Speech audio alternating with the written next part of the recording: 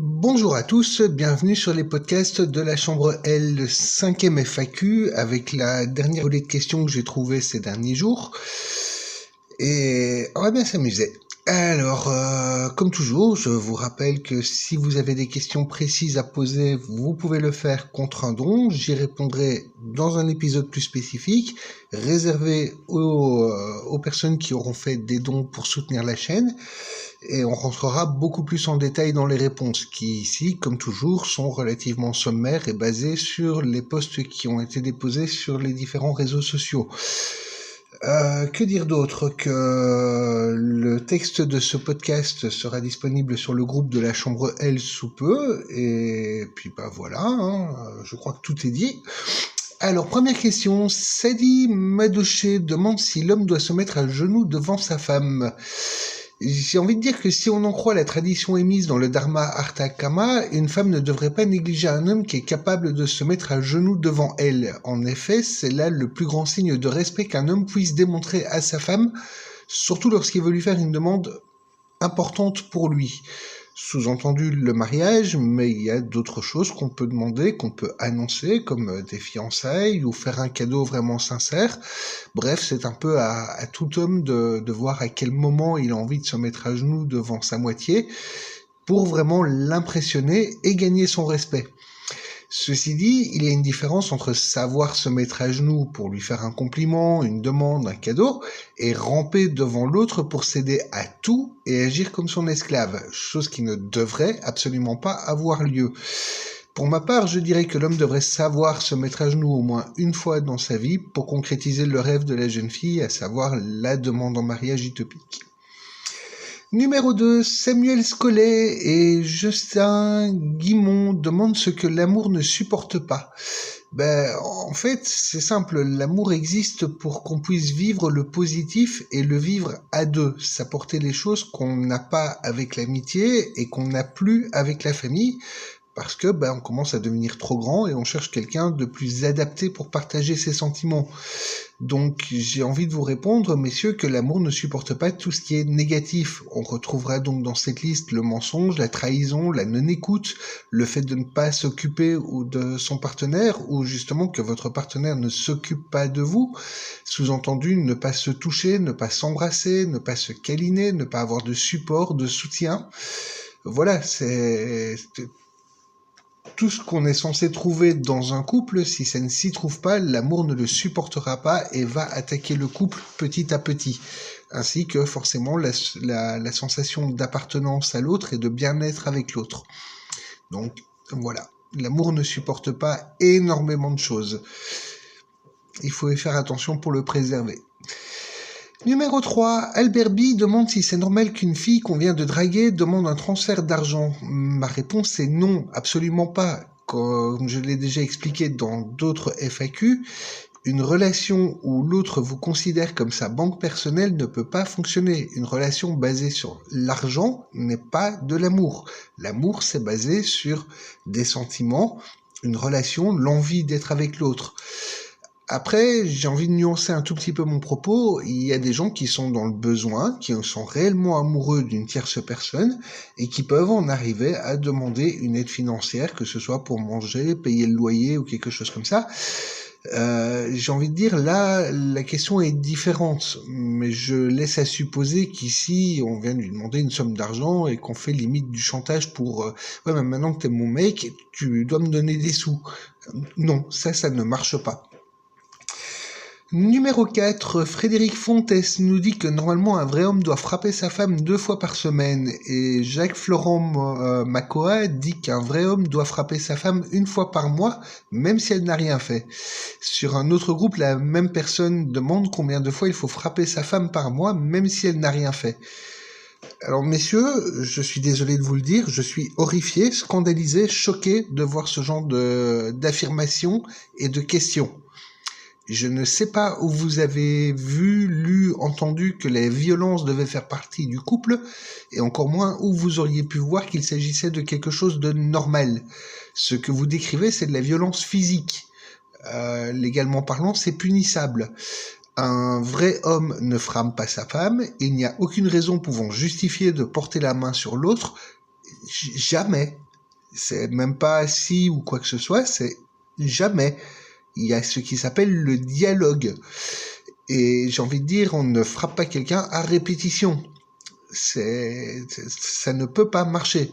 La seule chose que vous allez arriver à instaurer dans votre relation en agissant comme ça, c'est d'installer un climat de peur, d'abus et de crainte. C'est pas là-dessus que repose un couple. Ça ne marche pas. Là, ce que vous décrivez, c'est limite de l'esclavagisme et peut-être même de l'esclavagisme sexuel. C'est pas possible. Ça, non. Je peux pas, je ne peux pas adhérer à vos propos. Numéro 5, Marc Simpi nous fait part de son souci. En effet, il est amoureux d'une fille depuis 6 mois, les deux s'aiment beaucoup, le problème est que la fille est vierge et veut se préserver jusqu'au mariage. Elle ne veut aucune relation sexuelle avec le jeune homme et lui dit qu'elle n'offrira ce cadeau que quand il va se décider à la marier. Il l'aime beaucoup, il ne veut pas la perdre et il se demande ce qu'il doit faire pour avancer avec la demoiselle. J'ai déjà traité de ce genre de propos dans la fac précédente. Honnêtement, en 6 mois, sur le papier, vous avez eu le temps de passer du temps ensemble, donc tu as eu le temps de la draguer, de lui dire des mots qui sont le reflet des sentiments que tu as pour elle, et tu as eu le temps de lui montrer que ces mots ne sont pas que des paroles, et que ce sont aussi des actes. Donc une présence, de la confidence, de l'honnêteté, de la fidélité, de la tendresse, des câlins, de l'écoute. Elle, de l'autre côté, en 6 mois, a eu largement le temps de savoir si tu es sérieux avec elle ou pas. À nouveau, si vous passez du temps ensemble et si vous communiquez. Donc voilà, j'ai envie de dire, en 6 mois, si les choses n'ont pas évolué, c'est flippant, ça fait très long. Après, je suis curieux de savoir quel âge vous avez tous les deux, parce qu'effectivement, la sexualité ne devrait pas avoir lieu trop tôt. Il faut être un minimum mature pour pouvoir en profiter et réaliser ce que ça implique.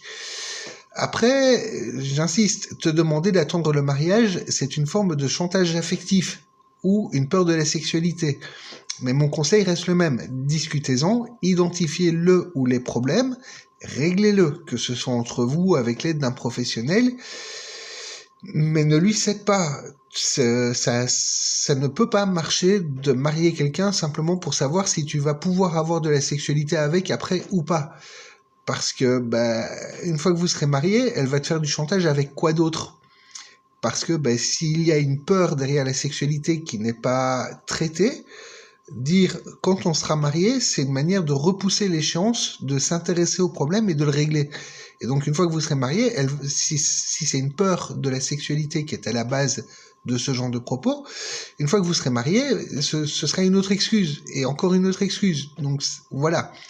Si tu as envie de rester avec elle et que tu es sérieux, ayez une franche et une sincère discussion, essayez de voir dans quelles conditions ça pourrait se passer pour qu'elle se sente à son aise, qu'elle se sente prête à passer le cap, et ok, foncez. Mais si elle persiste à vouloir attendre des événements qui vont avoir lieu dans un futur hypothétique relativement éloigné, dis-toi bien qu'elle joue avec toi, et après le mariage, ce sera une autre excuse. Je suis désolé d'être cash. Numéro 6, Kauda Bailey demande s'il est possible de tomber amoureux d'une personne que l'on connaît uniquement par Facebook. J'ai déjà traité également ce genre de questions et vu le nombre de fois qu'elle revient, j'insiste et je tape sur le clou. Une relation par réseaux sociaux sans avoir rencontré la personne en vrai au moins une fois à un moment ou un autre est un acte manqué. Un couple doit se vivre à deux avec des moments de présence physique des deux personnes. Quand on a une relation par Internet, on a une relation dite de substitution. On est avec quelqu'un pour dire de ne pas être seul. L'autre personne est disponible quand elle est en ligne, elle vous raconte ce qu'elle a envie de vous raconter, et quand elle en a marre, elle se déconnecte. Ce n'est pas ça, un couple. Un couple, à un moment, les deux personnes doivent se retrouver ensemble, passer du temps ensemble, partager les sentiments de manière physique. Donc voilà. Après, j'ajouterais que le peu que tu sais de la personne dont tu nous dis tomber amoureux, c'est ce qu'elle t'a montré, des photos qui ne sont peut-être pas les siennes, des publications qui ont peut-être été repiquées ailleurs, et dans le meilleur des cas, t'as peut-être parlé avec cette personne par écrit, quand elle était en ligne, c'est-à-dire quand ça l'arrangeait elle.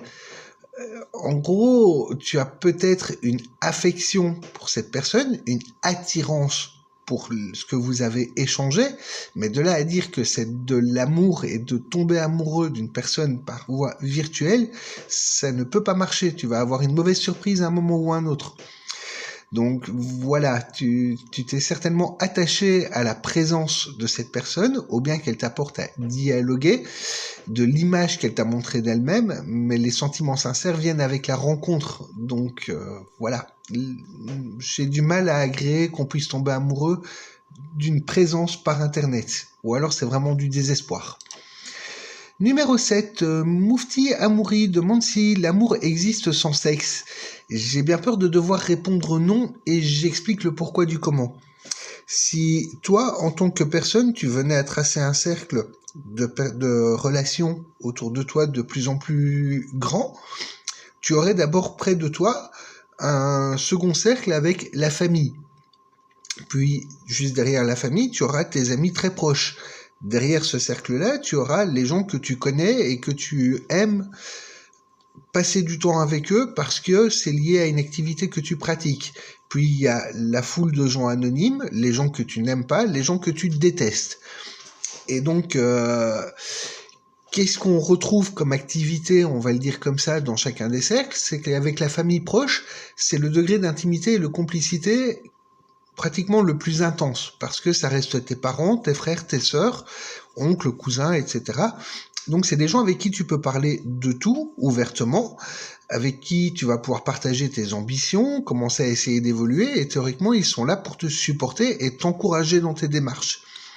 C'est presque pareil pour tes amis proches, c'est des gens à qui tu vas pouvoir te confier à un degré un peu moindre qu'avec la famille, que tu seras content de voir, de pratiquer des activités avec eux, parce que vous avez des affinités et des sujets de discussion qui sont très proches. Avec les autres amis, c'est des gens que tu retrouves parce que justement vous avez des centres d'activité qui sont communs, et donc vous vous retrouvez uniquement pour pratiquer ces activités. Les autres personnes, puisque tu ne les aimes pas, tu ne les côtoies pas, ou le moins possible. Ceux que tu ne connais pas, forcément tu les côtoies pas. Et ceux que tu détestes, au mieux tu as de la rancœur contre eux, au pire tu ne les vois pas. Donc voilà. Et maintenant il manque quelque chose là-dedans. C'est l'intimité sincère entre deux personnes. Tu ne peux pas l'avoir avec tes connaissances, ce serait un petit peu dérangeant. Tu ne peux pas l'avoir avec les gens avec qui tu pratiques des activités, c'est pas exactement à ça qu'ils servent, c'est pas pour ça qu'ils sont heureux de te voir. Avoir une sexualité avec tes amis très proches, ouais, ça pourrait, ça s'appelle du libertinage, mais bon, on va pas parler de couple, donc on va pas parler d'amour sincère, c'est pas exactement de l'amour, c'est une appréciation des gens qui est très importante. Et tu peux pas avoir de sexualité avec ta famille. Ça s'appelle de l'inceste et c'est pas une bonne idée. C'est même punissable légalement. Donc voilà. Donc il te manque un cercle de relations dans l'histoire qui est le cercle du couple, qui va venir entre le cercle des amis proches et le cercle de la famille et qui forcément va t'inclure. Et la personne qui va partager ce cercle d'intimité, c'est la personne avec qui tu vas pouvoir parler encore plus intimement qu'avec la famille, parce que ça ne regarde pas la famille, ça te regarde toi directement, et des choses que tu ne vas pas faire avec ni la famille, ni tes amis, donc la sexualité. Donc le cercle amour dans le but de former un couple, inclut la sexualité. L'amour n'existe pas sans le sexe, parce que la sexualité est la démonstration des sentiments que tu as pour une personne. Si tu as de l'affection pour quelqu'un et que tu aimes passer du temps avec, c'est un ami. Au plus cette affection sera importante et tu prendras du plaisir à être avec eux, au plus cet ami deviendra proche et confident. Puis c'est la famille. Et la famille, c'est une autre forme d'amour. Ce sont tes parents. Et donc l'amour qui vise à s'épanouir à deux dans un couple inclut la sexualité. Après, on peut avoir le sexe sans amour, mais ça, c'est un autre débat. Question suivante, numéro 8. Gédéon Smack demande ce qu'on n'oubliera jamais de notre ex. J'aime beaucoup cette question. Idéalement, il faudrait tout oublier de nos ex, parce que tant qu'on y pense, on garde un lien avec elle et on s'empêche d'être ouvert à d'autres personnes, à une nouvelle histoire. En fait, tant qu'on pense à nos ex, on compare toutes les autres personnes qui gravitent autour de nous et qui pourraient s'intéresser à nous, on les compare aux ex qu'on a eus. À la limite, nos ex doivent nous servir à une chose, se dire qu'on a eu des bons moments dans notre vie et nous faire grandir parce qu'on aura appris de la relation, c'est-à-dire sur ce qu'on veut dans notre vie, les bons moments qu'on voudrait bien voir réitérés avec une autre personne, sur ce qu'on ne veut pas, ce qui se passait avec notre ex et qui a fini par mettre fin à la relation. Mais également, on aura appris de nos erreurs pour être une meilleure personne, parce que dans une rupture, personne n'est ni tout blanc, ni tout noir. Donc si le couple s'est terminé avec notre ex, c'est qu'on a des leçons à en tirer. On a peut-être des choses à se reprocher, que ce soit dans nos comportements, dans la manière d'être à l'écoute et attentif à l'autre. Voilà. Donc, qu'est-ce qu'on n'oubliera jamais de nos ex ? J'ai envie de dire les leçons qu'on est censé en tirer. Numéro 9, Martian Itoua nous dit que ça fait 3 ans qu'elle est avec son mec et qu'il demande la répétition de la sexualité. Elle lui a déjà dit, mais il persiste à demander, elle se demande quoi faire. Alors, je suppose que quand elle nous dit qu'elle a déjà dit non. Je suppose que c'est ça, sinon la question n'aurait pas lieu d'être. J'ai une question avant, ce serait de savoir quel âge vous avez tous les deux, parce que comme déjà dit, la sexualité trop tôt, c'est pas une bonne idée, et si vous êtes tous les deux jeunes, que tu ne te sens pas encore prête à passer le cap de la sexualité, je peux comprendre ton refus et de lui dire non. C'est même une très bonne chose. Je vais pas dire qu'au plus vous attendez, au mieux c'est, mais tant que tu n'as pas décidé toi que tu étais prête à vouloir savoir ce qu'était la sexualité, je t'invite à continuer à lui dire non. Après, il y a l'autre côté. Si ça fait 3 ans qu'il est avec toi, ça fait 3 ans qu'il t'a montré comment il est, ce qu'il espère faire avec toi, vers où il espère aller. Je veux dire, une relation de 3 ans, c'est long. Vous avez eu le temps pour instaurer la confiance, pour installer l'intimité et être proche. Vous avez déjà passé du temps ensemble. Je vais dire, si ça fait 3 ans qu'il est avec toi, j'ai envie de dire, t'as de la chance qu'il te soit encore fidèle. Parce que 3 ans à demander la même chose à quelqu'un, au bout d'un moment, on se lasse. Et le problème quand on se lasse, c'est qu'on finit par se désintéresser de la personne et on n'ose plus rien lui demander, lui proposer parce qu'on sait que la réponse va être un non. Et donc au bout d'un moment, l'envie devient plus importante que la personne avec qui on est et qui nous répond systématiquement non. Et donc on finit par aller voir ailleurs. Donc voilà, alors ce serait peut-être bien de voir pourquoi tu lui dis constamment non, quel est le problème qui se trouve derrière, comment vous pouvez le régler, et puis ce serait peut-être bien d'envisager de jouer le jeu du couple et d'aller jusqu'au bout de la relation. Parce que si ton mec te valorise, te fait des câlins, te donne une importance et que tu te sens aimé en tant que personne, la suite logique, c'est la sexualité, qui est la concrétisation des sentiments qu'on entretient à deux et qu'on fait croître. C'est le jeu de désir qui est lié au jeu du couple. Donc voilà, j'ai envie de dire, au bout d'un moment, ce serait peut-être bien de se poser les bonnes questions. Numéro 10, Soldat Coffee Marley dit qu'il ne faut jamais faire confiance aux femmes. C'est la meilleure affirmation pour rester célibataire. Parce qu'en fait, l'amour, le sentiment amoureux, l'affection qu'on va essayer de créer avec l'autre et l'attachement qui va en être, provient du fait de croire en l'autre et ce qu'il nous dit. Et de prendre ces mots pour acquis parce qu'il y a le comportement, sa manière d'appliquer ces mots qui va consolider ces mots. Et donc si la personne dit certaines choses et qu'elle agit de manière correcte avec ce qu'elle a dit, à un moment il faut lui faire confiance. Et le problème, si tu ne fais pas confiance à ton partenaire, tu ne le crois pas. Si tu ne le crois pas, tu ne peux pas considérer ce qu'il te dit, et donc l'amour est impossible. Donc, si tu ne peux pas faire confiance aux femmes, j'ai très peur de devoir te dire que tu resteras seul. Et c'est valable pour toutes les personnes qui n'osent pas faire confiance à l'autre. Après, il y a une différence entre avoir une confiance aveugle et tout gober comme un gros poisson, et faire confiance en étant sûr que l'autre est digne de cette confiance. Et là, je vous renvoie sur mon podcast numéro 1, Être quelqu'un de bien. Numéro 11, Massim Tiz demande si la jalousie peut mettre fin à une relation. Alors, j'ai envie de dire oui et non. Le problème avec la jalousie, c'est que c'est un sentiment négatif. À petite dose, c'est éventuellement un plus pour le couple, c'est une manière de rappeler à l'autre son importance auprès de soi, mais ce serait beaucoup plus intelligent de considérer ce qui est à la base de la jalousie et ce qui le provoque. Et ce qui peut être à la base de la jalousie, c'est soit de vous, soit de votre partenaire. Soit il y en a un des deux qui ne donne pas assez d'attention, d'affection et de présence, et donc qui ne joue pas le jeu d'être en couple, et du coup l'autre va aller voir ce qui se passe, ou il va aller voir ailleurs, ou il va se laisser draguer, ou se laisser attirer, et donc effectivement, là il y aura un problème. Ou dans l'autre sens, c'est votre partenaire, pardon, qui ne reçoit pas ce qu'il espérait avoir du couple, il essaye de vous le dire et vous ne le comprenez pas, donc il va voir ailleurs pour espérer trouver ce qui lui manque. Après, la jalousie, je la traite dans différents modules parce qu'il y a énormément de choses à en dire, mais en gros, la jalousie, c'est le sentiment d'inquiétude qui est lié à la perte de quelque chose qui nous tient à cœur et qui nous appartient. Donc, au lieu de se poser la question de savoir si l'autre pourrait aller voir ailleurs, créant ainsi notre jalousie d'une manière ou d'une autre, ce serait peut-être plus intéressant de se pencher sur ce dont il a besoin pour rester avec nous et prendre du plaisir, et donc ne pas avoir à aller voir ailleurs ce qui se passe. Numéro 12, Marius Di Angelos nous dit que lorsqu'on aime un homme, on doit aimer ce qu'il aime. S'il aime une autre femme, tu dois l'aimer aussi. Et j'ai beaucoup de soucis avec ce mode de pensée.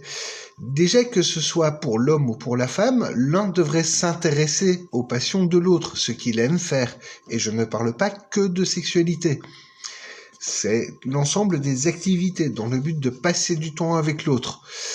Ce que je veux dire, c'est que lorsqu'un homme aime une femme, ou lorsqu'une femme aime un homme, on doit s'intéresser à ce qu'il aime et essayer d'y participer. Parce qu'on a tout à fait le droit d'apprécier ou pas, de vouloir participer ou pas à toutes les activités de notre partenaire, ou juste à certaines sur lesquelles on n'a vraiment aucune affinité. Ensuite, s'il aime une autre femme, tu dois l'aimer aussi. Non, copain. Un couple est composé de 2 personnes, pas 3. Et quand on est avec quelqu'un, on ne va pas en draguer une autre. Et tu ne peux pas imposer une 3e personne dans ton couple contre le gré de la personne avec qui tu es actuellement. Donc, si quelqu'un t'aime, tu le respectes, tu lui donnes de l'amour et de l'affection et de la tendresse, et tu te contentes de la personne qui t'aime. Et s'il y a un problème dans votre couple et qu'il est insurmontable, alors vous mettez un terme à la relation et tu passes à quelqu'un d'autre. Mais ce que tu décris là, c'est de la connerie. Je suis désolé de le dire. Numéro 13, Jacques-Florent Macao demande quelle est la différence entre baiser et faire l'amour. Alors, c'est simple, faire l'amour, c'est avec des sentiments, baiser, c'est la pulsion d'actes sexuels. En gros, faire l'amour, c'est la suite logique du jeu de séduction. C'est ce qui suit les caresses, les câlins, la tendresse, le respect, les mots, les embrassades. Bref, c'est la concrétisation de tout ce que tu as apporté dans ton couple qui va se transmettre, s'épanouir à travers l'acte sexuel qui est faire l'amour. C'est combler le besoin d'amour et d'affection par l'acte d'amour. Baiser, c'est l'instinct préliminaire, c'est prendre l'autre d'une manière plus animale, plus brutale, c'est combler la pulsion de sexualité, qui sont 2 choses totalement différentes.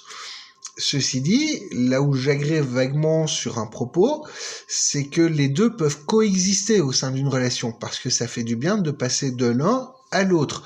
Mais ça dépend uniquement de votre partenaire, s'il aime ce genre de pratique et s'il est demandeur de ce genre de pratique.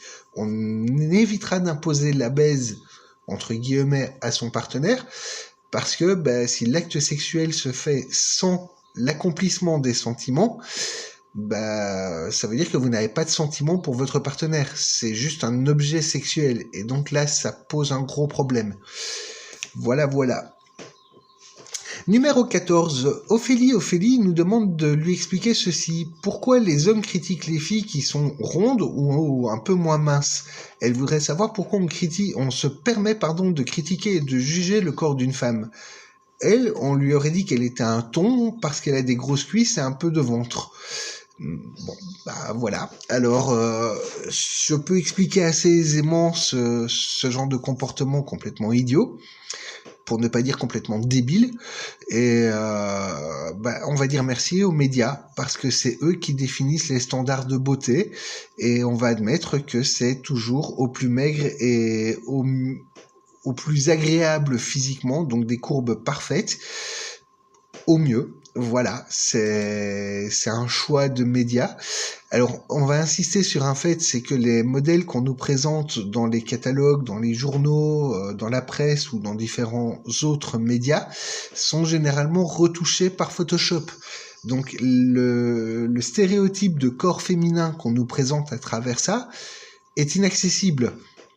Voilà, donc ne vous fiez pas à ça pour définir si une femme est belle ou non, parce que c'est de la connerie.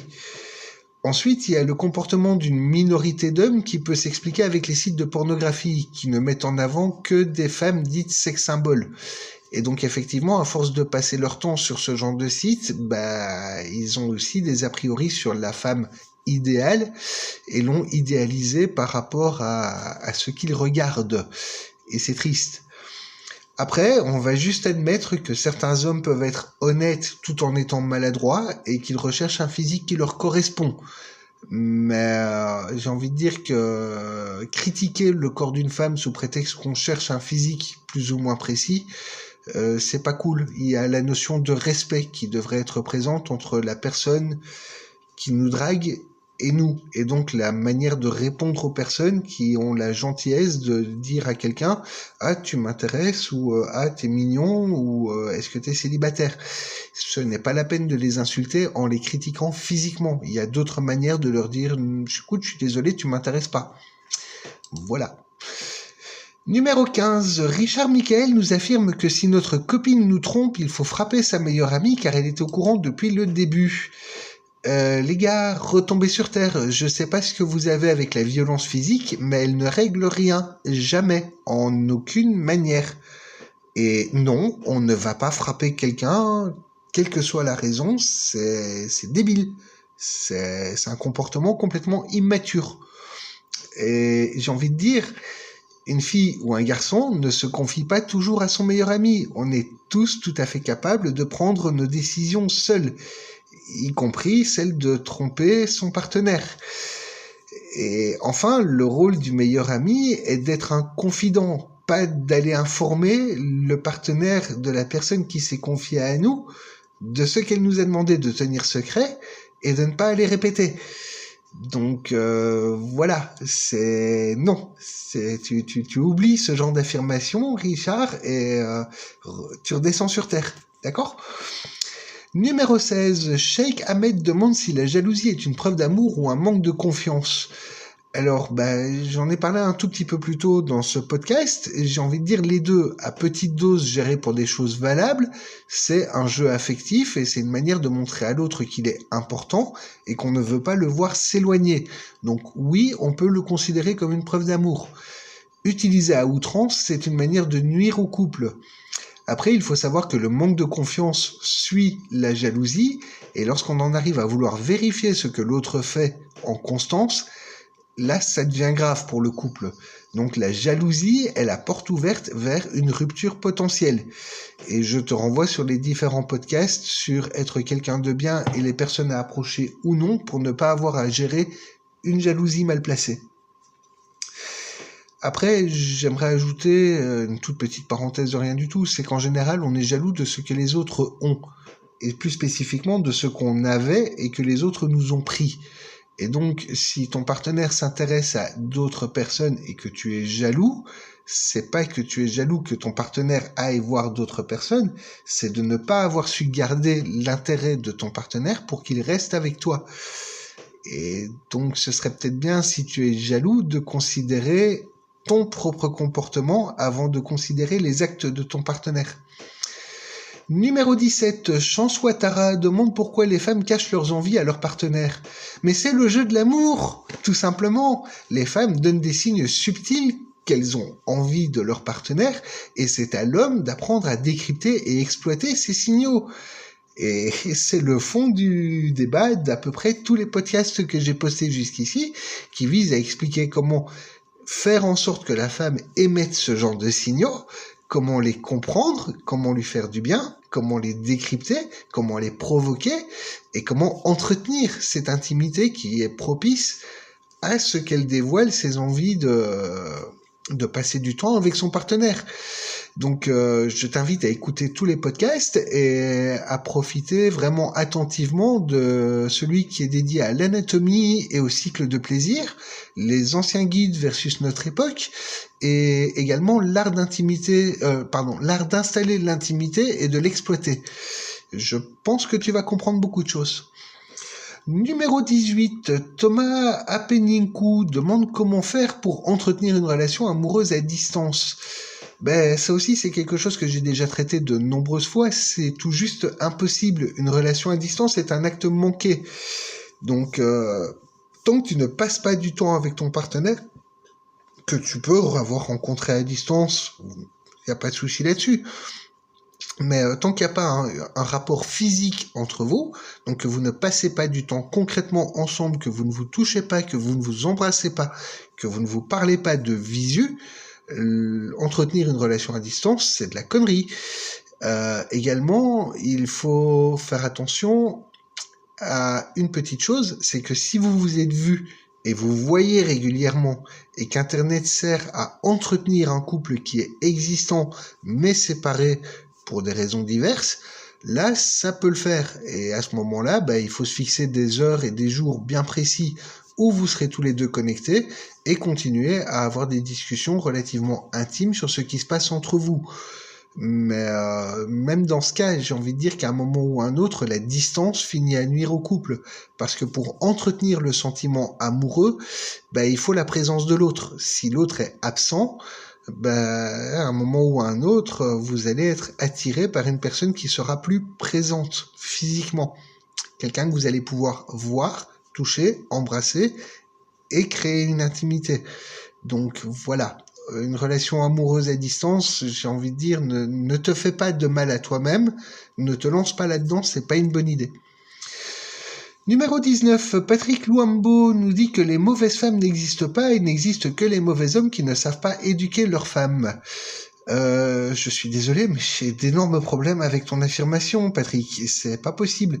Le rôle de l'homme est d'aimer sa femme. C'est pour ça qu'il l'a choisie et qu'elle a accepté d'être avec lui. Donc on n'éduque pas son partenaire et on ne le dresse pas non plus si c'était ce qui est sous-entendu. Cependant, il existe des mauvais hommes et des mauvaises femmes, c'est-à-dire des gens qui n'ont pas de valeur et qui n'ont pas de respect. Mais il vous appartient de ne pas les laisser approcher de vous, et donc de choisir une bonne personne pour former un couple. Et je te renvoie également sur les podcasts Être quelqu'un de bien et les personnes à approcher ou non, pour approfondir le sujet. Dernière question pour ce podcast, Gomez Ignacio nous dit qu'il cherche une relation d'amitié pouvant mener au mariage. Copain, j'ai envie de dire que tu vas dans le mur avec ce genre de demande. Parce que une relation d'amitié ne peut pas devenir de l'amour, puisque je l'ai expliqué, il y a différents cercles d'intimité et l'amitié s'arrête là où le couple se forme. Donc voilà, une relation d'amitié pouvant mener à un couple, c'est mort, et une relation d'amitié pouvant mener au mariage, c'est mort. De toute façon, pour en arriver au mariage, il faut que tu aies rencontré quelqu'un avec qui tu as envie de partager une intimité, qui va permettre de créer un couple, avec lequel tu vas avoir une sexualité et un épanouissement autour de vos envies, vos passions, et donc vous allez commencer à être ensemble pour pouvoir vivre ensemble, et ensuite, si les choses se sont bien passées jusque-là, à un moment ou à un autre, considérer d'officialiser la relation par le mariage. Donc, annoncer de but en blanc que tu cherches une amitié pouvant mener au mariage, y a pas grand monde qui va te répondre, hein. Je suis désolé de te le dire. Voilà, on a fait le tour des 20 questions, et là, pour le moment, je suis à court, donc la prochaine FAQ, je sais pas quand est-ce qu'elle sera, et j'ai envie de dire que l'onglet commentaires vous est ouvert, vous pouvez poser vos questions, ça permettra de créer une prochaine FAQ, et je vous dis bonne écoute sur la chambre L, je vous souhaite de vous épanouir, d'être heureux, et je vous dis au prochain sujet qui sera passionnant parce qu'on va commencer à parler de comment érotiser le quotidien, entre autres. Voilà, je vous souhaite une très bonne journée à tous, à bientôt.